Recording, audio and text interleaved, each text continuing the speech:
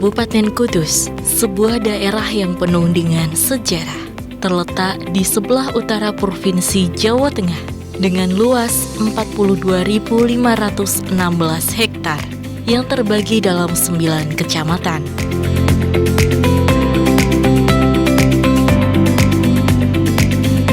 Kudus merupakan daerah industri dan perdagangan, di mana sektor ini mampu menyerap banyak tenaga kerja dan memberikan kontribusi yang besar terhadap PDRB. Jiwa dan semangat wirausaha masyarakat diakui ulet, semboyan jigang, ngaji dagang yang dimiliki masyarakat mengungkapkan karakter di mana di samping menjalankan usaha ekonomi juga mengutamakan mencari ilmu.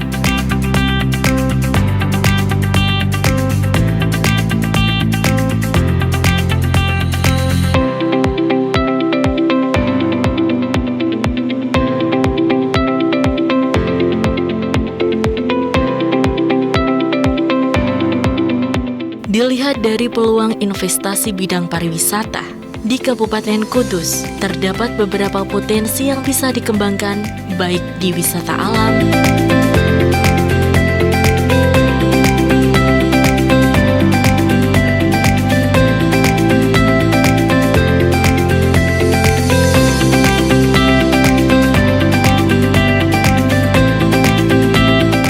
wisata budaya maupun wisata religi dengan adanya makam salah satu wali Songo yaitu Sunan Kudus.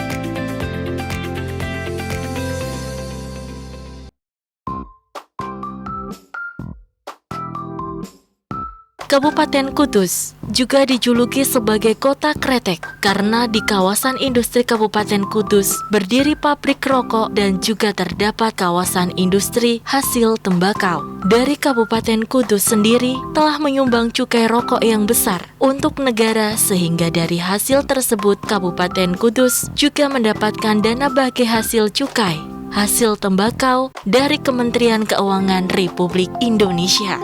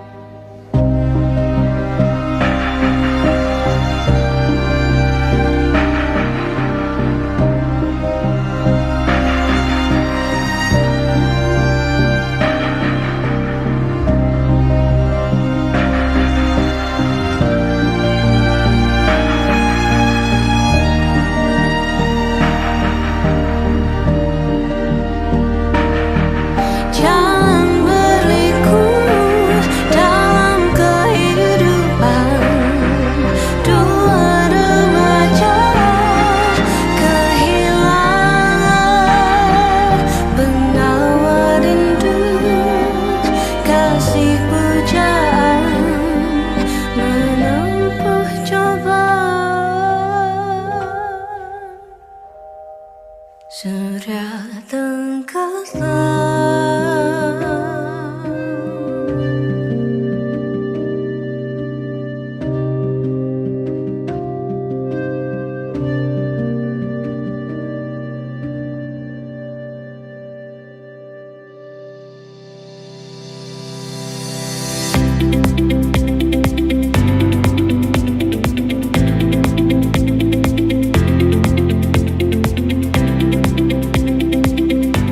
Kota Kretek merupakan julukan untuk Kabupaten Kudus karena begitu banyak industri rokok yang ada di Kota Kudus dan juga terdapat kawasan industri hasil tembakau atau biasa disingkat KIHT. Salah satu kegiatan penegakan hukum diantaranya selain operasi pasar, pemberantasan rokok ilegal, kemudian ada sosialisasi, satu lagi yaitu untuk KIHT. Kawasan industri hasil tembakau, atau kalau sekarang namanya aglomerasi pengusaha hasil tembakau. Itu satu kawasan yang diperuntukkan untuk pabrik-pabrik rokok, karena untuk menjadikan pabrik rokok yang dapat izin itu ada persyaratan tertentu, diantaranya tempat yang sebesar minimal 200 meter dan tidak boleh berhubungan dengan rumah. Nah, di KIHT, kawasan industri hasil tembakau ini disediakan tempat-tempat yang bisa digunakan sebagai pabrik rokok. Di Kudus ada satu KIHT dan di sana ada beberapa pabrik rokok secara resmi memproduksi rokok dan secara resmi juga membeli pita cukai di kantor Bea Cukai Kudus. Semua rokoknya legal dilekati pita cukai. Harapan kami di setiap daerah ada KIHT atau APHT sehingga para produsen rokok ilegal bisa berpindah menjadi rokok yang ilegal dengan disediakan tempat oleh pemerintah kabupaten. Mereka pabrik rokok dapat izin, mereka memproduksi, mereka menyampaikan ke kami mau pesan pita cukai berapa itu. Untuk kegiatan peningkatan keterampilan kerja meliputi pelatihan keterampilan kerja kepada buruh tani dan atau buruh pabrik rokok, bantuan modal usaha kepada buruh tani tembakau dan atau buruh pabrik rokok yang akan beralih untuk menjalankan usaha, serta bantuan bibit benih atau pupuk dan atau sarana dan prasarana produksi kepada petani tembakau dalam rangka diversifikasi tanaman. Dalam hal ketersediaan anggaran untuk kegiatan di bidang kesejahteraan masyarakat melebihi kebutuhan, kelebihan anggaran tersebut dialihkan dengan prioritas untuk kegiatan di bidang kesehatan. Penggunaan DBHC-HT ini juga dapat menjadi salah satu sumber pendanaan dalam mendukung pelayanan kesehatan, penyediaan sarana dan prasarana fasilitas kesehatan, dan upaya penanganan pandemi COVID-19. Dalam optimalisasi pemanfaatan DBHC-HT di bidang penegakan hukum ditujukan untuk optimalisasi penerimaan cukai hasil tembakau, meningkatkan koordinasi dengan Bea Cukai, melakukan sosialisasi ketentuan cukai secara masif, melaksanakan operasi penindakan, kemudian memaksimalkan pengumpulan informasi perihal peredaran barang kena cukai, dan memfasilitasi pembentukan kawasan industri hasil tembakau sesuai kewenangan masing-masing. Jadi, kebijakan terkait DBHC-HT ini bersifat dinamis. Kebijakan ini akan terus bergerak dan berubah sesuai dengan kondisi dan keadaan. Diharapkan sinergi dan kolaborasi antara seluruh instansi dan lembaga terkait dalam mengoptimalkan pemanfaatan penggunaan dana bagi hasil cukai hasil tembakau ini.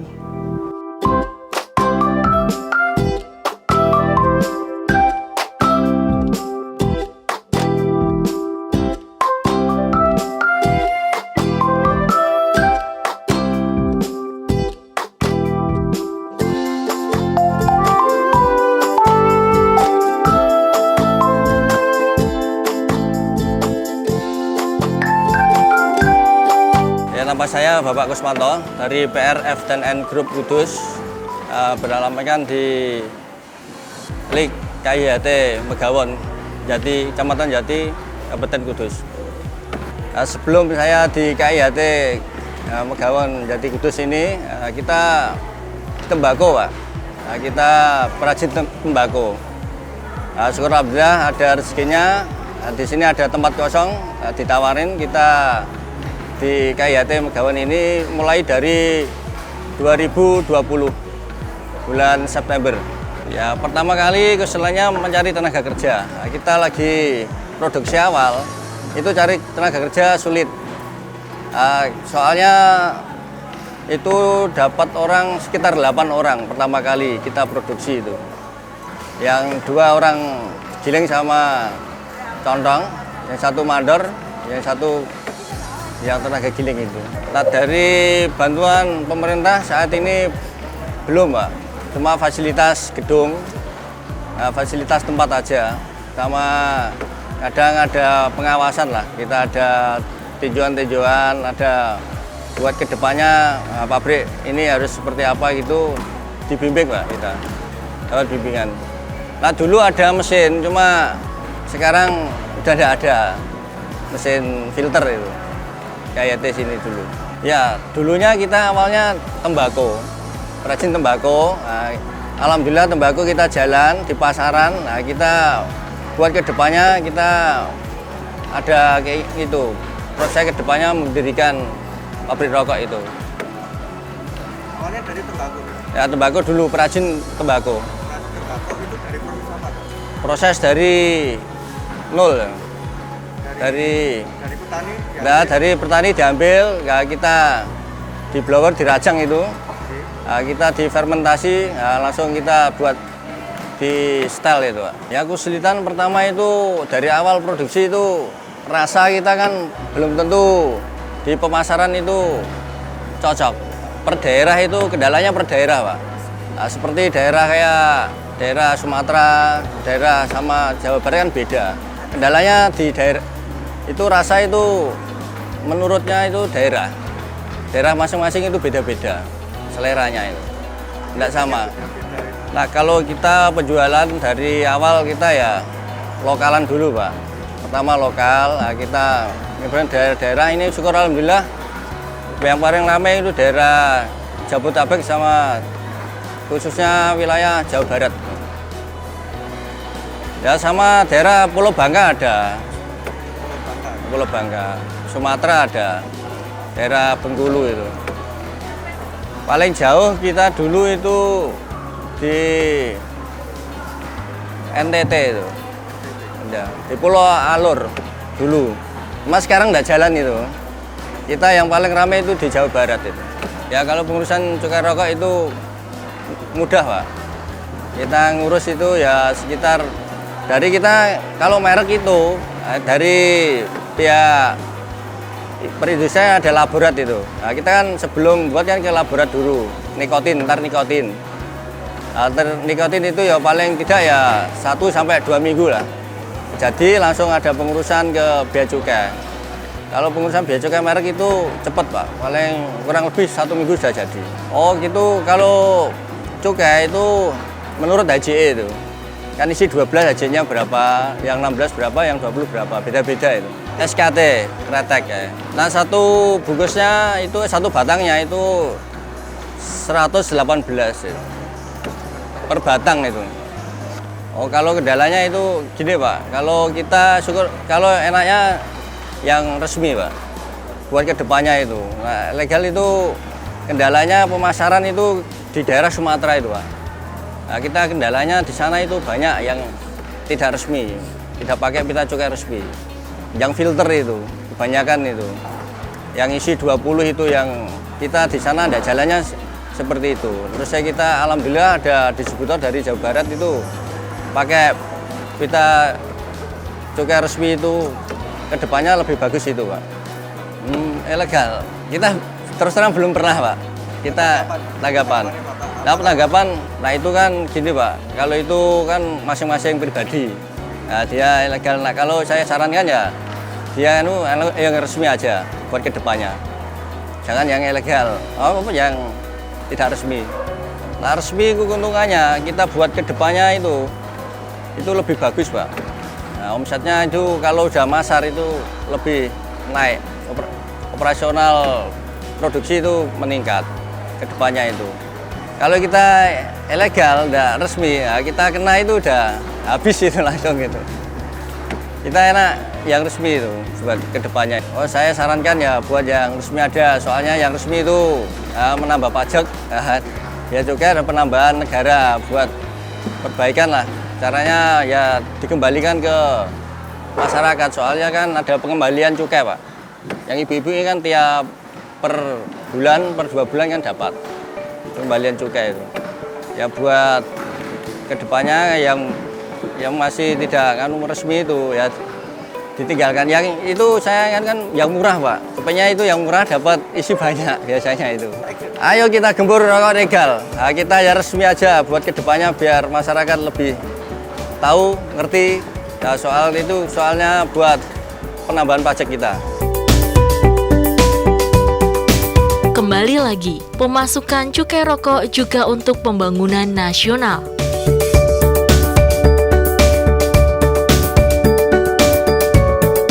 Ayo, gempur rokok ilegal.